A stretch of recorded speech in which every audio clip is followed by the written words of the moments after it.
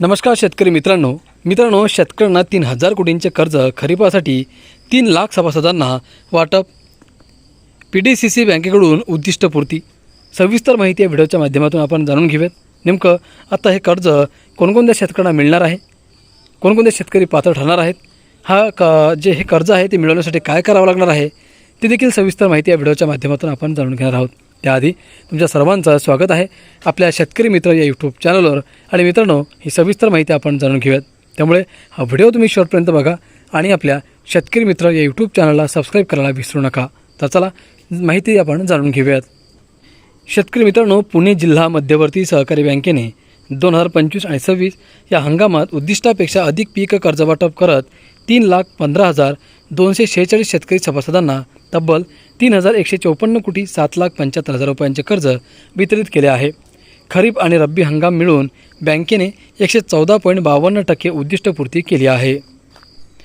वाढलेला उत्पादन खर्च, गतवर्षी झालेली अतिवृष्टी आणि पीक नुकसानीमुळे कर्जाकडे कल वाढल्याचे शेतकऱ्यांचे म्हणणे आहे।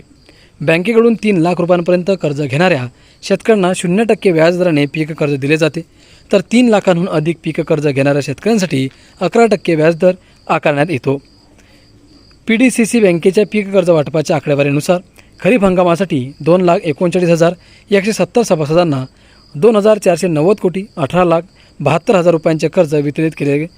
खरीपात उद्दिष्टपूर्तीचे प्रमाण हे 120.7%वर पोहोचले, तर रब्बीमध्ये 76,076 सभासदांना 663 कोटी 89,03,000 रुपयांचे कर्ज वाटप केले।